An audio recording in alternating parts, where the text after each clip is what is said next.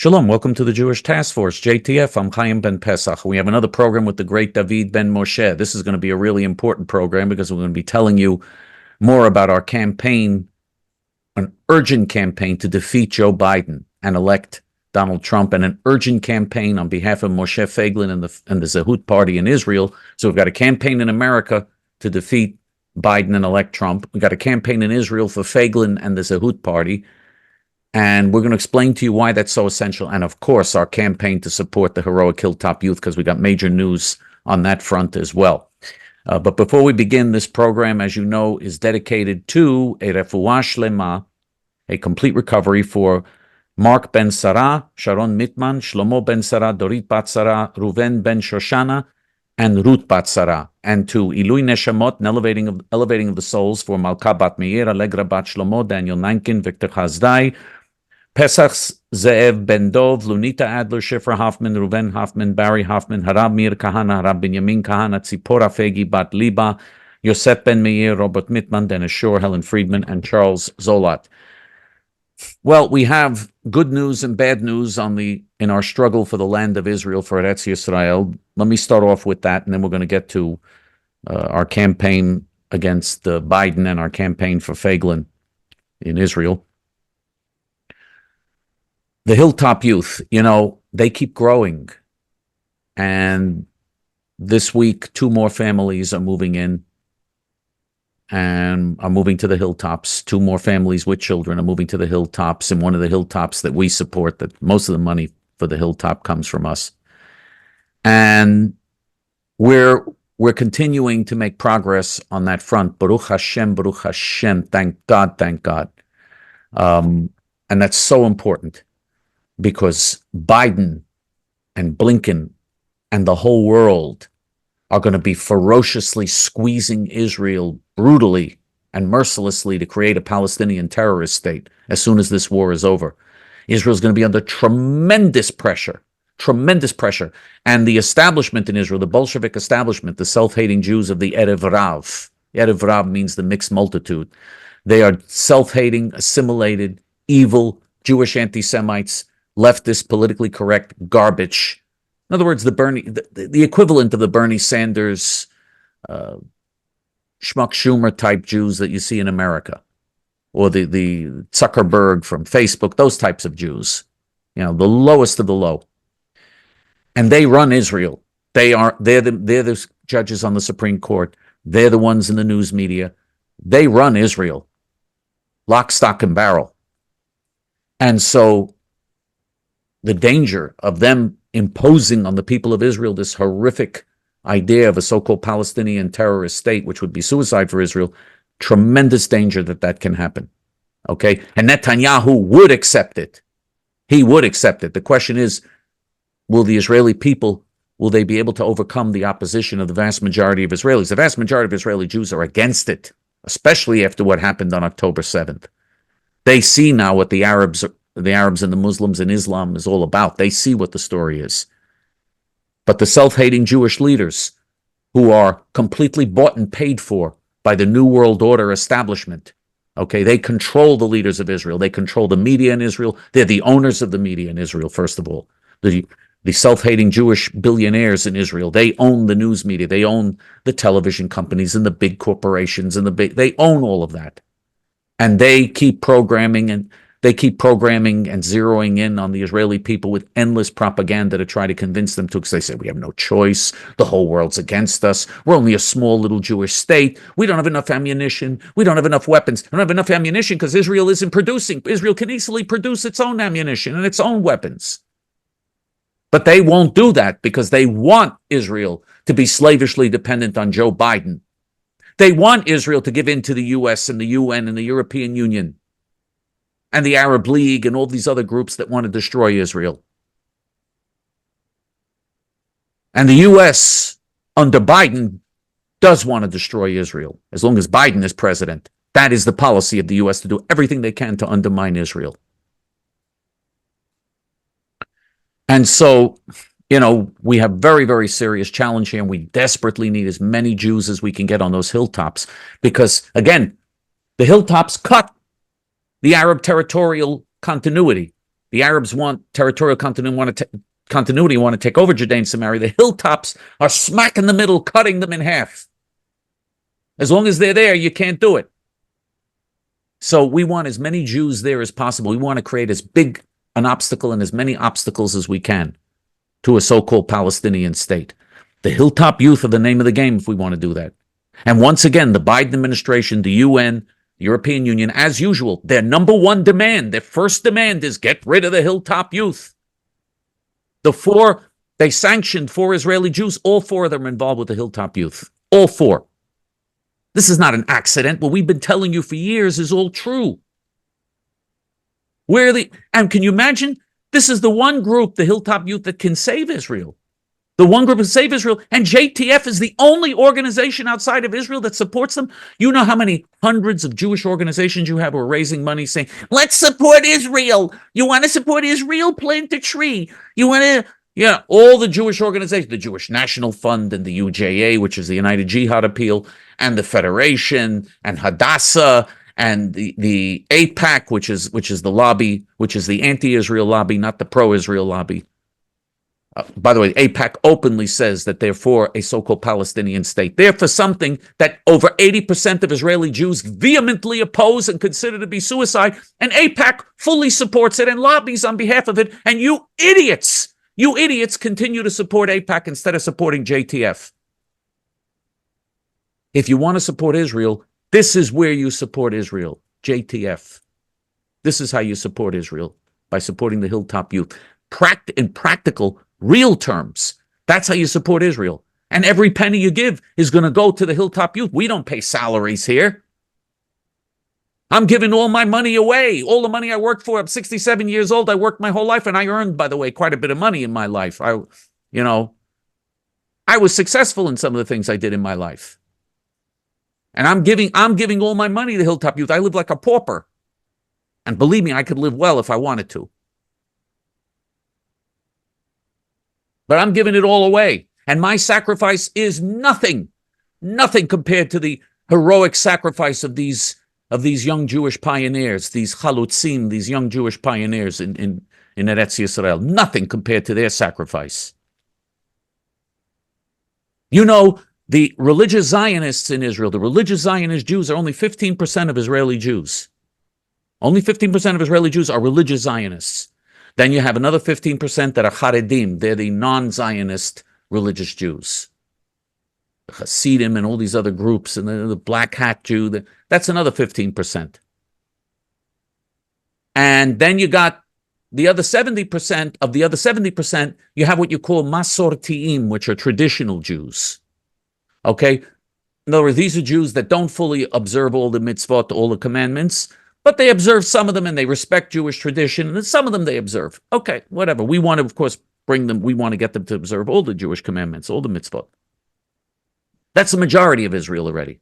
The 30% that are religious, observing the 30% that are religious, plus the Masortiim, that's already a substantial majority of Israel's population. Now, the 15% that are religious Zionists, though, are 50% of the combat soldiers.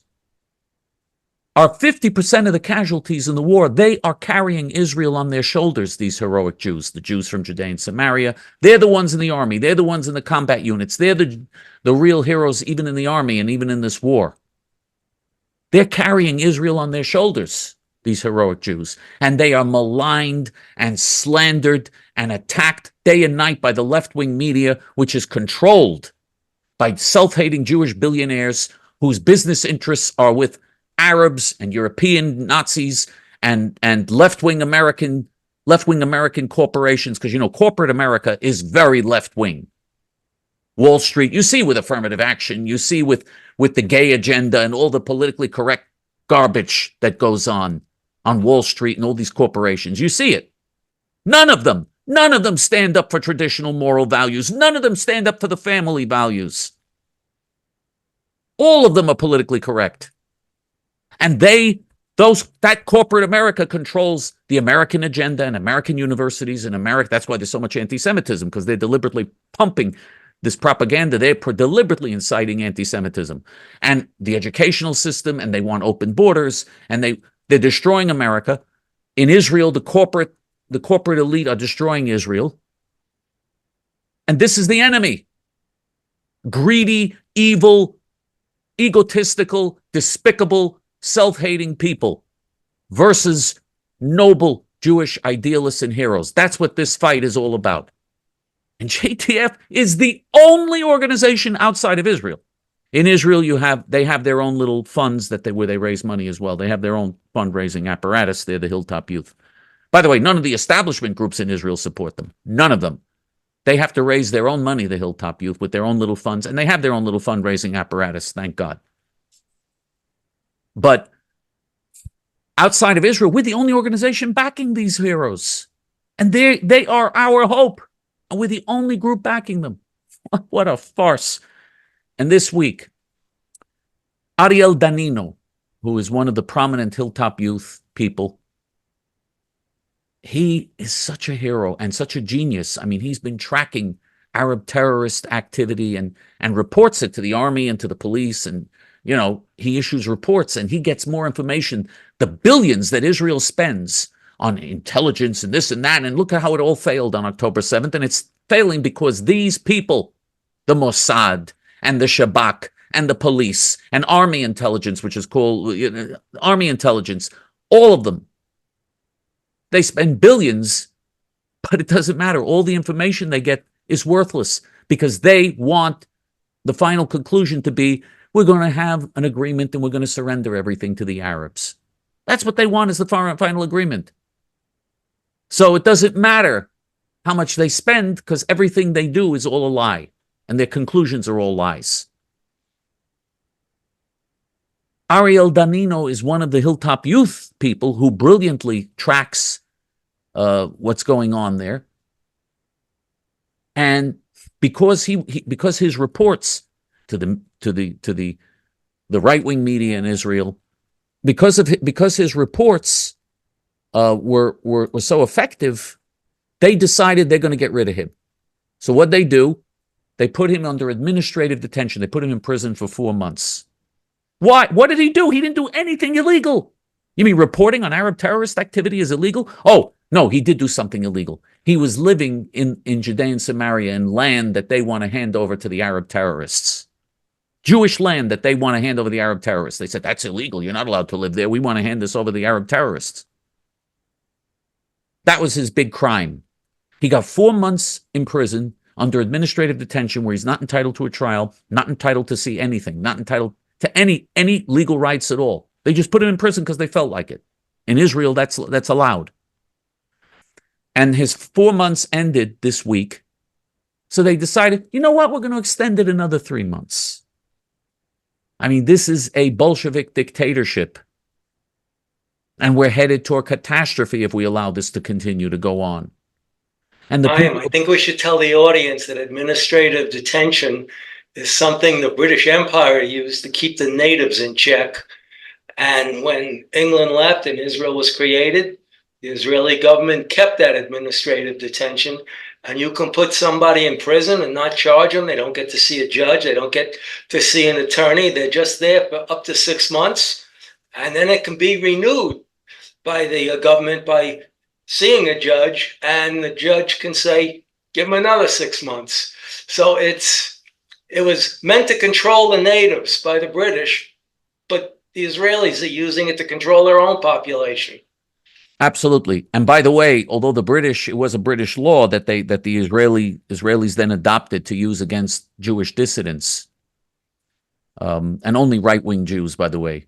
Left-wing Jewish traitors are never arrested under administrative detention, never.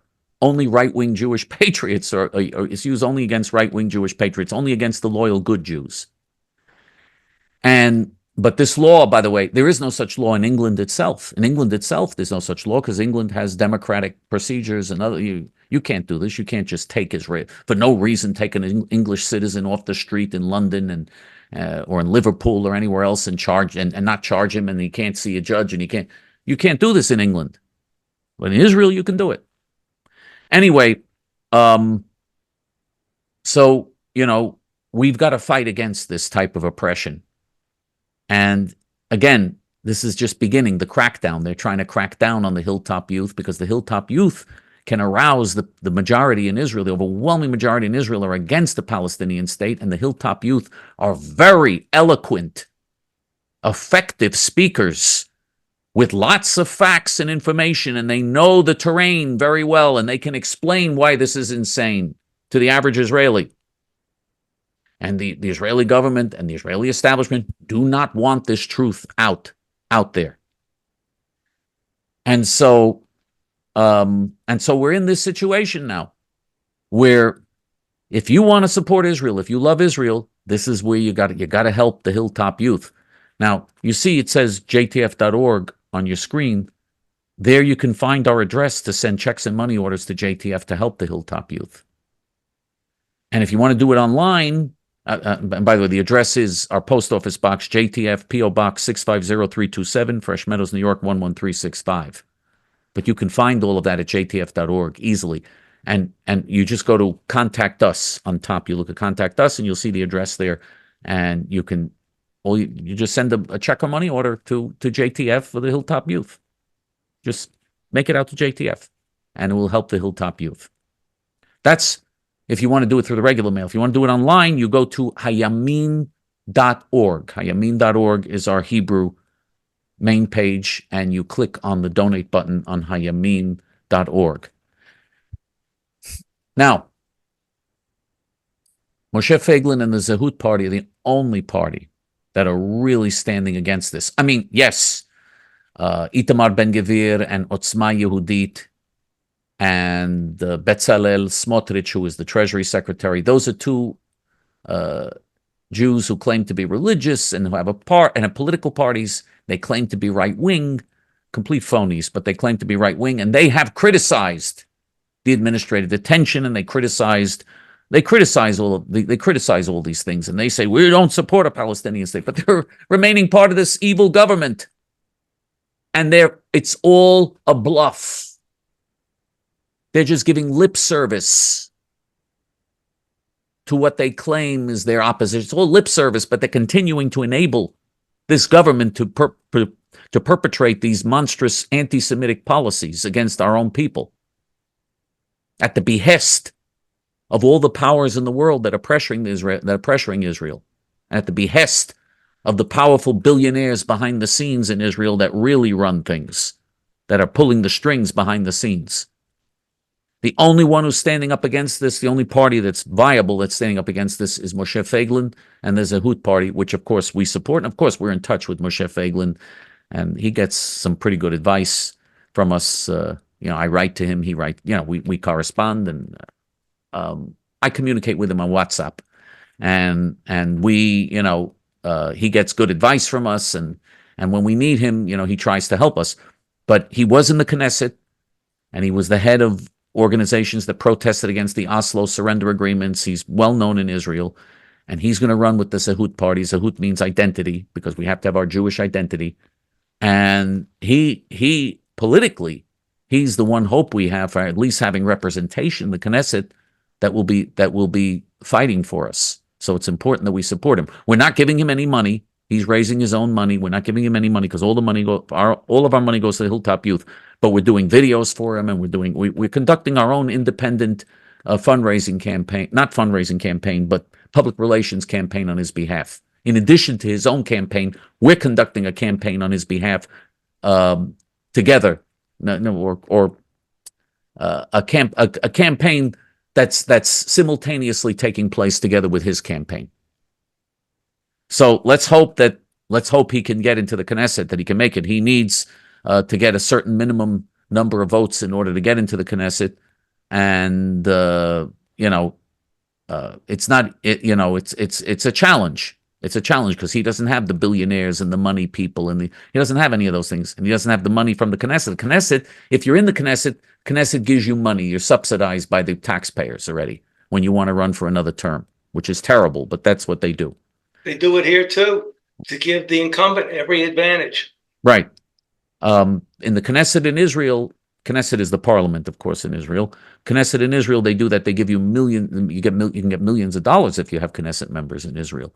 So they have this tremendous advantage Feiglin doesn't have any of those advantages, so he really, he has a tough battle ahead of him. But the things he's saying correspond to what a lot of Israelis are thinking. So if we could just get his message out, it would certainly help, and maybe we can get him into the Knesset, and that could make a difference for us. Now, of course, we have to defeat Joe Biden, because Joe Biden is leading this relentless campaign now against Israel, and Blinken is obsessed. This filthy animal Blinken, Yimach Shmo v'zichro, he should die of cancer and every other disease under the sun, this filthy pig. He should have cancer, heart disease, strokes, everything under the sun. Every plague under the sun should be visited upon him, that filthy pig. This filthy Jew-hating pig Blinken, who was the Obama Jew who negotiated the Iran nuclear agreement to give Iran nuclear bombs, this filthy pig, this filthy Jew-hating pig, is obsessed with going after the Jews in Judea and Samaria and with creating a Palestinian terrorist state. He's obsessed with it. So, and Blinken, of course, on foreign policy, he is the president. Joe Biden has no idea what's going on. Joe Biden is in la-la land. He has no idea what's going on. I think he's being drugged also. I think because, just to keep him going, they probably give him stimulants to keep him going, because you saw that, you remember when he was vice president, even under Obama, he was falling asleep in the middle of Obama's speeches. 5 minutes into Obama's speeches, he was just, he's completely out of it. I saw that in an interview. I think Tucker Carlson was presenting this interview, not the interviewer. They asked Biden a question, he answered it, and as he's answering it, he falls asleep. The words were just barely out of his mouth, and he conks out. This is such an embarrassment to have this guy as the head of your country. This is really, he is senile, and he has severe cognitive decline, and he is in control of the nuclear arsenal. He is in control. He's the most powerful human being on the face of the earth. Every day what he does affects the destiny of 8 million people on this planet, and he doesn't even know what he's doing. This is beyond, and his vice president is even worse. She has, she has the IQ of a cockroach, his vice president. She's a complete moron, a moron. And can you imagine this? You have the president, and then it's going to be one of them. If they win the election, God forbid, it's either going to be Biden's going to be there. I don't think Biden's going to make it for the whole 5 years. I doubt it. So we wind up with Kamala Harris with her self-hating Jewish husband.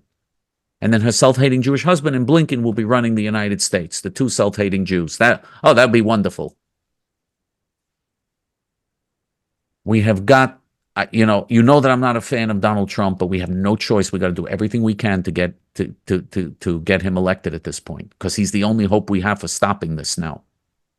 I wish it had been Ron DeSantis. I wish 8 years ago it had been Ted Cruz, but it isn't.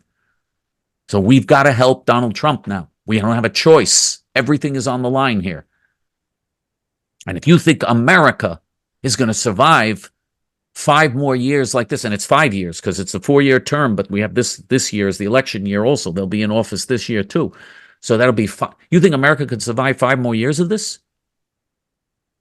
And even in 2028, which will be the next election after that, demographically how much things are going to shift with all of these illegals coming in and all this, and they're putting on fast track to citizenship as much as possible and doing all these other things to change the demographics. You'll have such a big shift in demographics that in 2028, it may be too late to ever elect a Republican or a conservative again. It may be too late.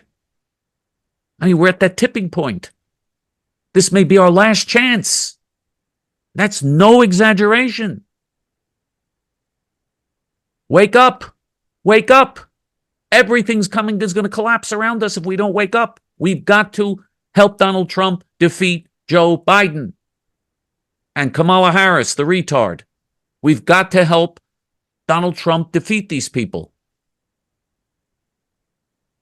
Now, one of the things I'm exploring is how we can help Cornel West. I'm not going to say what I think of Cornel West because we are politically correct and we don't say, and we're civil rights leaders and we don't say what we think. But, you know what I think of Cornel West. But he takes votes away from Biden. So I like that. And, by the way, I'd like to challenge him to a debate. I would love to challenge him to a debate on Israel because it will help him and it'll help people on the right and loyal Jews and evangelical Christians will be agreeing with me, and all this anti-Semites, black anti-Semites, left-wing anti-Semites, Democrats, they'll be agreeing with him. So it helps both of us. Me, it helps to convince people to vote for Trump and also to get people involved with JTF. Him, it helps to help with his campaign because he's running as an independent for president. And if it helps him with his campaign, he's taking votes away from senile Joe Biden and the retard from San Francisco. So I don't know if he would accept the debating me, but we need ideas on who to debate. We need ideas, of course. We want to do everything we can. We want to do everything we can to try to defeat Joe Biden because so much is at stake. And again, if he and Blinken are putting all this pressure on Israel now, when he's running for re-election, and he still needs Jewish votes, he still needs votes from other people. And there are people in this country who support Israel and don't agree with pressuring Israel to commit suicide. And with an election coming up, he's doing all of this because he cares more about Arab voters. They keep talking about the Arab Muslim vote in Michigan. The Jewish vote doesn't even count anymore. And the evangelical Christian vote, he's not even worried about because he knows they're going to vote for Trump.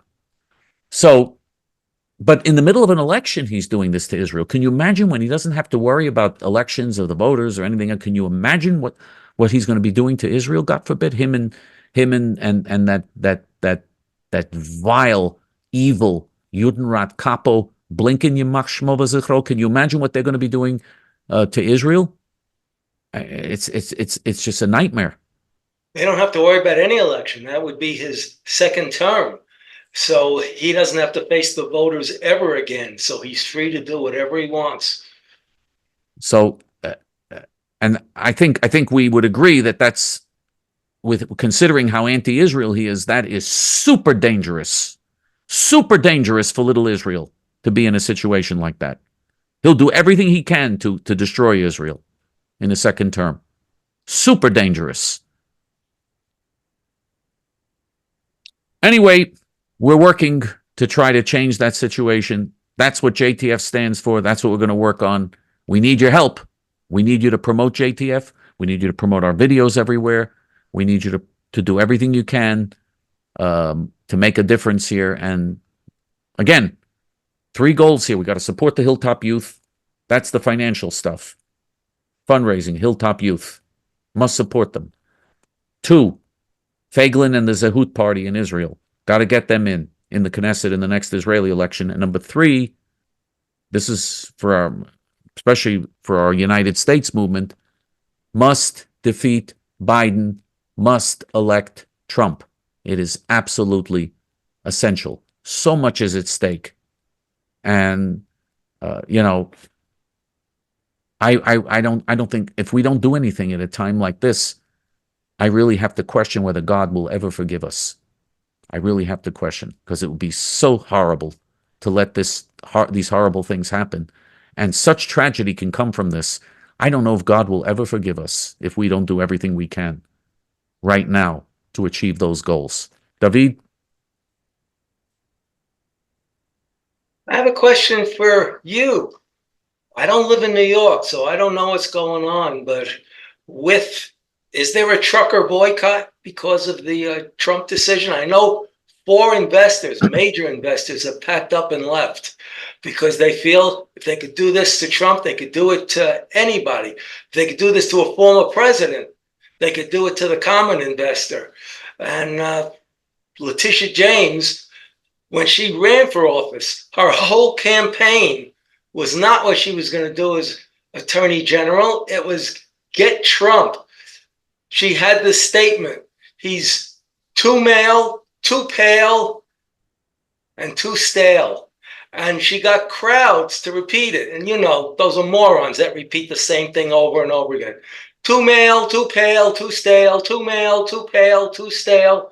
And there's white people on the stage with her, and they're smiling and they're enjoying it. Aren't they too pale too? But I hope the truckers are standing up. Are you noticing anything in New York? Are the shelves starting to empty? Are prices going up? I haven't noticed the shelves emptying or prices going up. It was publicized here in New York, the truckers' boycott. And by the way, I have to say that I admire and respect those truckers. I think that what they're doing is noble, and I admire and respect them because they're willing to give up some of their livelihood for a higher purpose. And that's noble. That's idealism. That's the type of idealism that's missing in this world today. The Hilltop Youth in Israel do that, but in America, we don't see much of that today. And so I respect, those truckers. I really admire that. And it was widely publicized here. I don't know if it's going to have an effect. I have no idea. I have no idea how many are actually going to be involved. I don't know.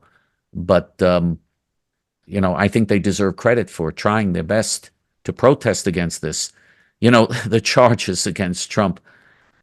It's absolutely incredible. You've got a Biden's son who is a crack addict, an admitted crack addict, running around to foreign governments, hitting them up for money, millions of dollars. And Joe Biden saying, yeah, take care of my son. Well, you won't get $1 billion in aid. Just unbelievable, going to Ukraine and to China and all these other places and getting paid off openly. A Republican will go to jail for the rest of their lives if they tried this. This is unbelievable. And they have some people like Menendez from New Jersey did the same thing with Egypt. He's under indictment. He's facing multiple counts of indictment. But the Bidens seem to be untouchable. The Solicitor General, you remember we did a show last week about it. The Solicitor General said Biden is guilty. Solicitor General said he knowingly took highly classified, sensitive documents, which is what Trump is charged with. But Biden also did this, knowingly did it. This is what the Solicitor General found. But he said now Biden is too senile to be charged. That's in effect what he said. He says he's an old man with a very poor memory, so we can't charge him. A jury won't convict him. But he's guilty. Which part of this is worse? The fact that he's guilty and getting away with it, or the fact that we have a president who's completely senile? If this doesn't shock people, I don't know what would. David, go ahead. Continue. I know David always has great material. So these investors that are leaving, they said Trump did exactly what we would do. This is a law that's been on the books for 75 years and never used, but they wanted to go after Trump. It was, here's the man. Now let's find a crime. And you commit a crime, everybody commits a crime. There are so many laws on our books. You commit a crime every day without even knowing it. Do you know in Connecticut, it's against the law to cross the street on your hands on Sundays.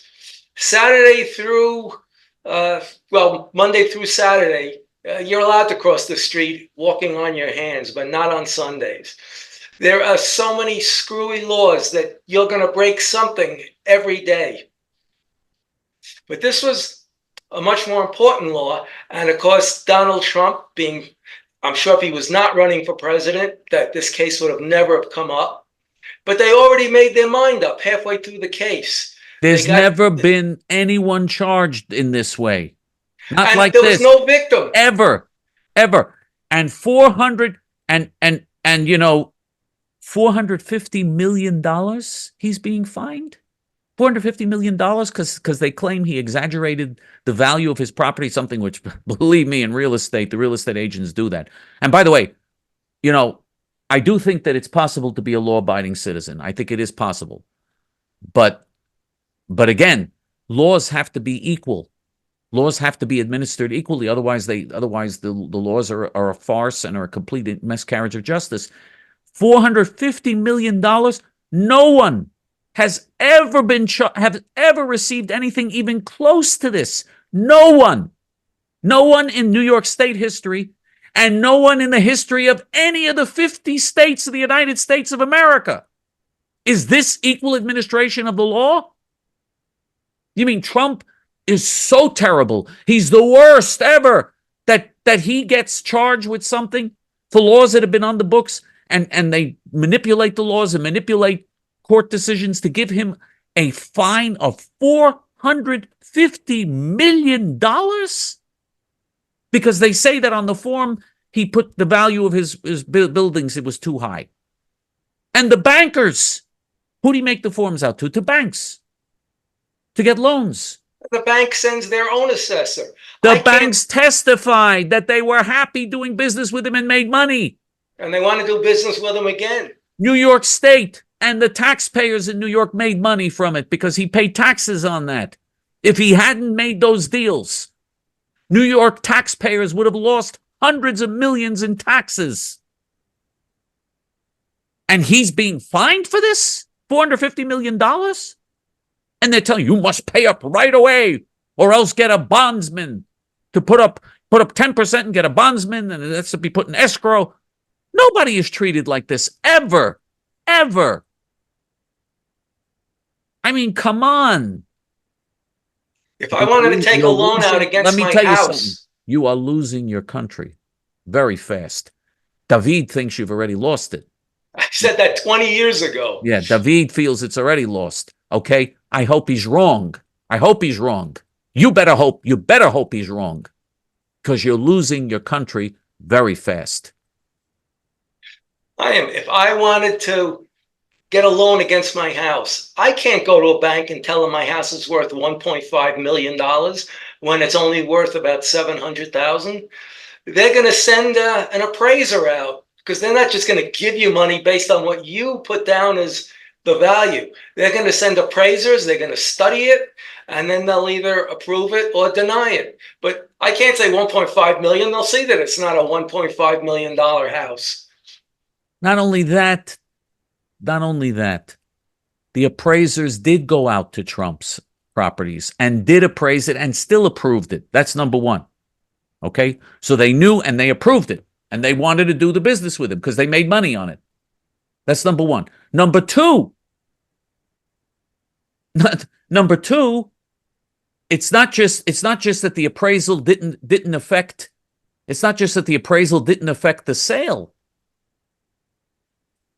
It's also the fact that they knew what they were getting into. They wanted to get into this. They wanted to do the business with him, and it didn't affect anything. Oh, also, he had a provision. This is what I wanted to mention. He put a provision in all the contracts saying, subject to appraisal by the bank, subject to their approval. In other words, he said, you go appraise it, you independently. You can independently do it by yourself. And if you don't agree with me, we'll accept your findings. He put that in writing in the agreements themselves. So he said, don't, if you don't want to, in effect, what he's saying is don't pay attention to my appraisal. If you don't like my appraisal, you appraise it differently and I'll accept your findings. That's in effect what he said in writing. How can that be such a terrible thing that he's being charged $450 million? Just, it's beyond belief. And meanwhile, Joe Biden, has been stealing left and right. And all these other nasty Democrat politicians stealing, robbing left and right. Every single one of them, that waitress, AOC, she was a waitress. She worked for minimum wage. She's not qualified to make hamburgers in McDonald's. And she became a multimillionaire. How did she become a multimillionaire? Where'd she get all that money? I mean, come on. Where did all this money come from? Last we heard she was worth $14 million. Where'd that money come from? I mean, all of a sudden they're worth huge amounts of money. These are people who had minimum wage and have IQs in the single digits. She's a complete moron. A complete moron. She makes statements calling for Israel. She literally makes statements calling for Israel's destruction and doesn't even know where Israel is. She got confused. She doesn't know where it is. What? She complete imbecile. And then she said, that's not my area. You know, it's not her area. She has, in her brain, she has an empty area. A complete moron. And she all of a sudden, she starts raking in millions. Where does all this come from? You're not allowed to get millions from people trying to influence you. That's illegal. If someone tells a politician, I'm going to give you on the side all this extra money to influence how you vote, that's illegal. That is illegal. That you're not allowed to do. That's bribery. This is not bribery, what all these Democrats are getting? And they're not investigated? Trump didn't do any of that. Trump hasn't been doing that. Trump, because he valued his house too high. He valued his properties too high. Oh, our property's too high. Wow. And the people who gave him the loans were happy with that. They said, we don't care. We're making money. The taxpayers are making money. The banks are making money. Everybody's making money. Everybody's happy. But Letitia James, she says we have to give. By the way, I'd like to examine Letitia James's finances. I wonder what her finances are all about. You saw that other beast from Atlanta, what a corrupt beast she is. And she really is a beast. You know, and by the way, they look alike. Fannie, whatever her name is, Fannie Willis, whatever her name is, and Letitia James. To me, it's hard for me to tell them apart. They look like twin sisters to me. But anyway, and I'm not even saying why. But in any event, Fannie Willis, whatever her name is, she's running around hiring people because they sleep with her. That's and she's not charged. She's allowed to do that and then use them. She hires people to go after Trump based on the fact that they're sleeping with her, based on the fact they're having sexual relations with her. And she's using her position for that. And then based on that, she issues indictments against Trump and against other Americans. Well, I mean, what type of third world banana republic is this?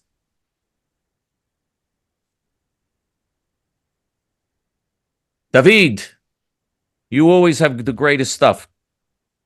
Give us more.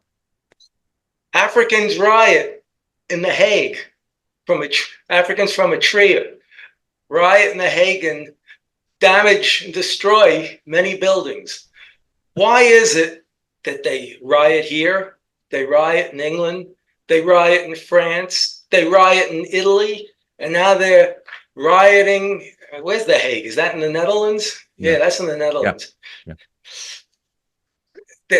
What do they want from the Dutch? What do they want from the English? You walk into an office building and you see a black person working and you ask them a question. They speak with this sophisticated English accent. I told you I worked for Big Oil.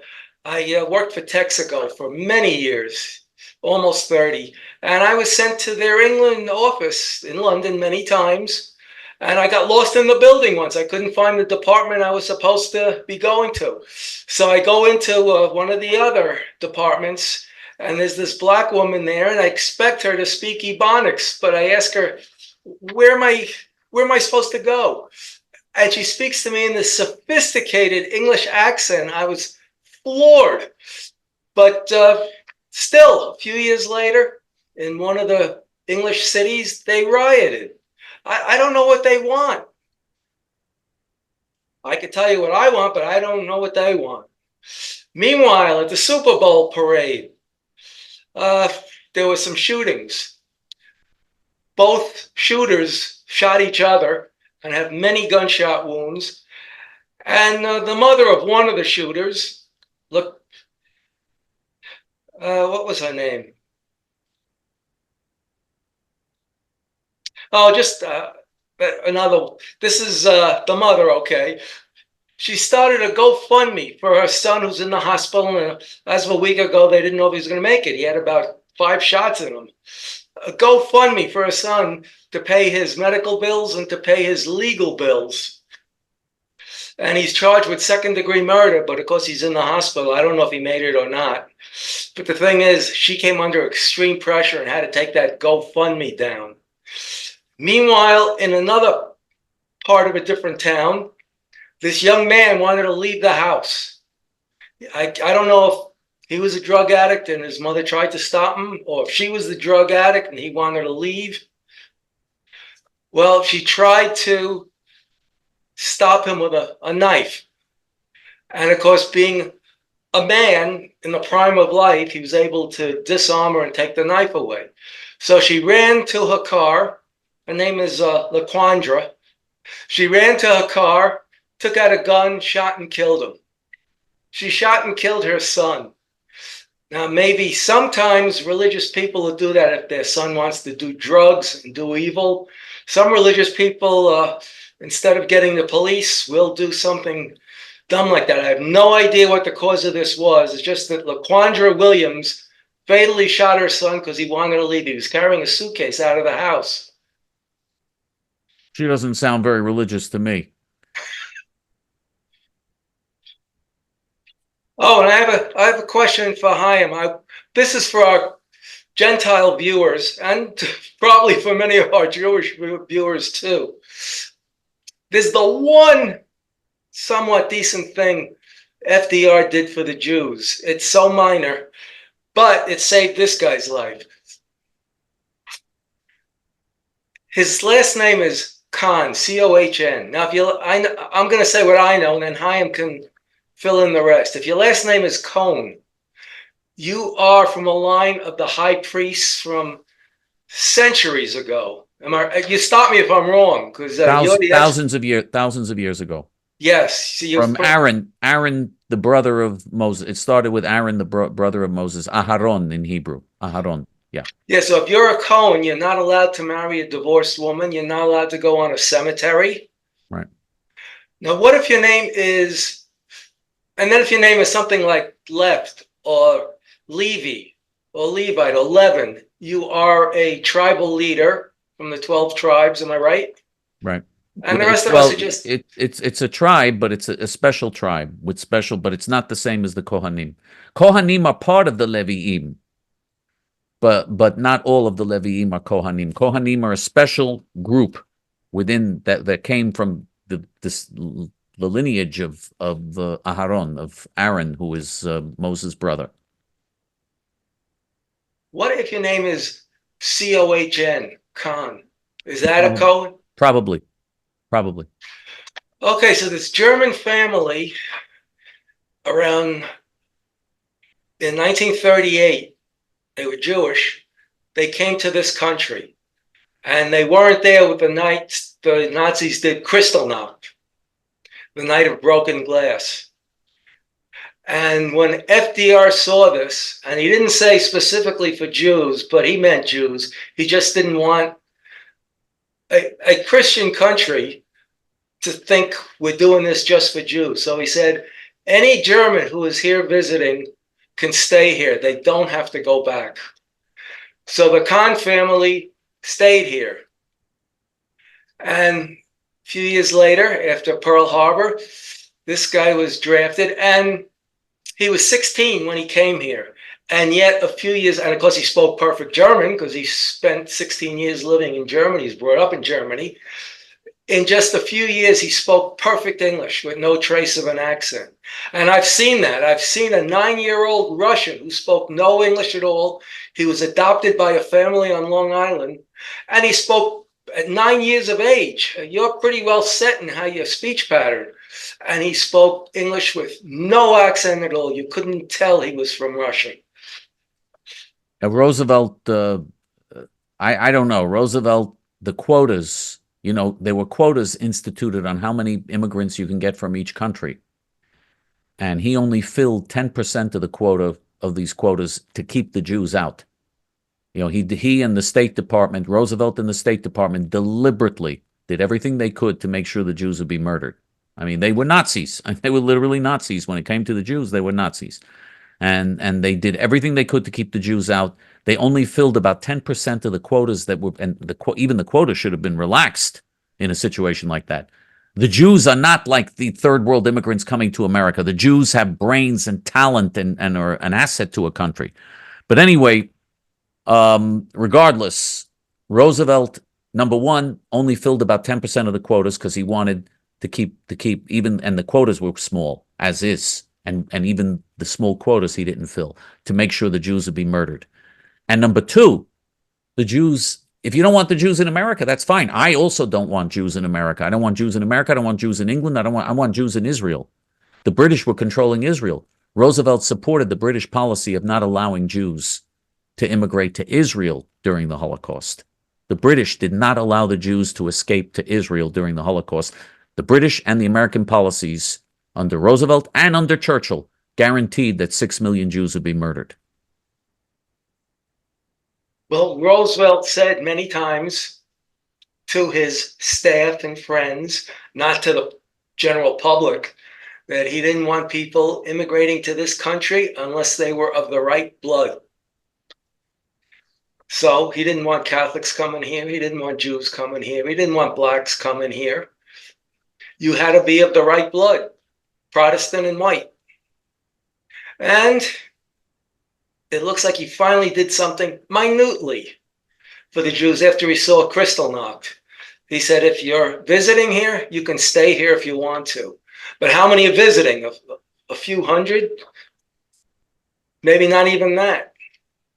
Whatever he did, anything he did was not because he genuinely, it was all public relations. If he did little things here and there, it was public relations. Yes, His and goal, the Jews loved him, the blacks loved him. His goal was to help Hitler exterminate as many Jews as possible. That was his goal, and that was also the goal of the British. That was their goal. And who does he think gave America the atomic bomb? Not just the atomic bomb. Who were most and the hydrogen bomb?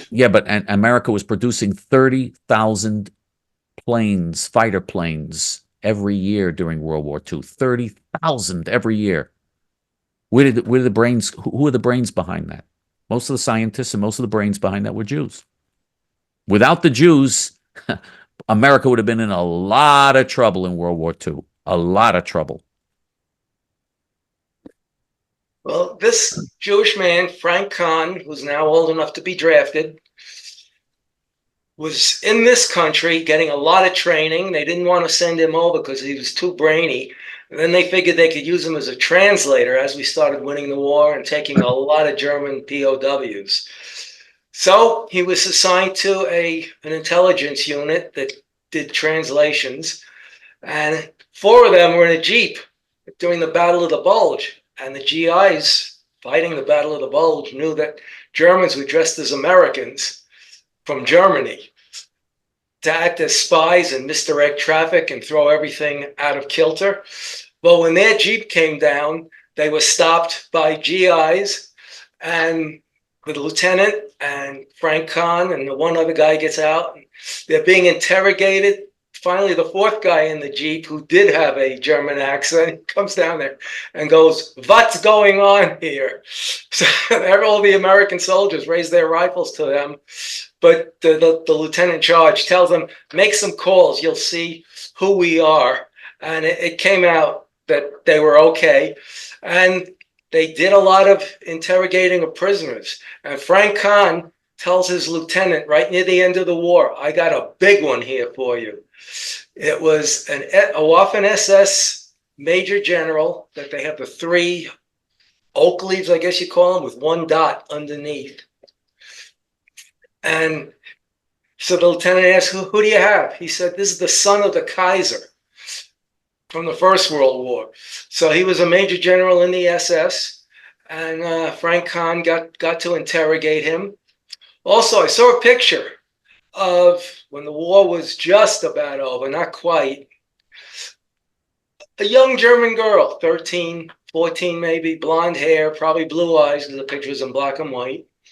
And she's looking up at him, not knowing he's Jewish, and she's smiling because the German population in general thought the Americans coming over were all movie stars. So she thought she was talking to a movie star because Frank Kahn was fairly good looking. But of course, it turned out he was Jewish. And there's a place in Israel, I don't know what it is, if it's a building or an area, it's called Yad Vashem, the righteous amongst the nations. While Frank Kahn was in Holland, he sees a 17-year-old girl out after curfew. And he stops her and she tells him she's Jewish. He almost falls back into the Jeep. And then he tells her he's Jewish. He almost collapses. And he asked her, "What are you doing out?" She said she's looking for food. And he said, "Don't you have a ration card?" She said, "No, 3 of us split one ration card." This Dutch woman took these 2 Jewish girls in and hid them through the whole war. And they lived off of one ration card. They split the food 3 different ways. And when they got there, when the soldiers got to meet the woman, they asked, "Why did you do this?" And she said it was the right thing to do, and she was dying of cancer. So she took care of these 2 Jewish girls who survived the war. And Frank Kahn called Lieutenant Levy back at headquarters and said, "These people are starving. Can you get some food up there?" And Lieutenant Levy said, "Don't worry about it. Leave it to me." So Frank Kahn comes back 2 days later, passes by the street, and it says, "Off limits." So he's wondering what's going on. So he goes and sees the woman, and she says, "After you left, truck after truck after truck with food came in. And there's so much food here, we don't know what to do with it. We couldn't take any more." So they put up a sign, "Off limits," so no more trucks would come in. And it wasn't just Lieutenant Levy's area. Other areas heard too, and they sent food by truck. So that became a food storage warehouse when you had 3 people starving just a few days before. Frank Kahn is still alive. He lives in Virginia or Washington, D.C., right up in that area. And of course, he's retired. He's probably closing in on 100. And I think his wife is alive too. And that's this week's unknown story. And I also wanted to say that they call us far right, but so far all we've been is right. I am.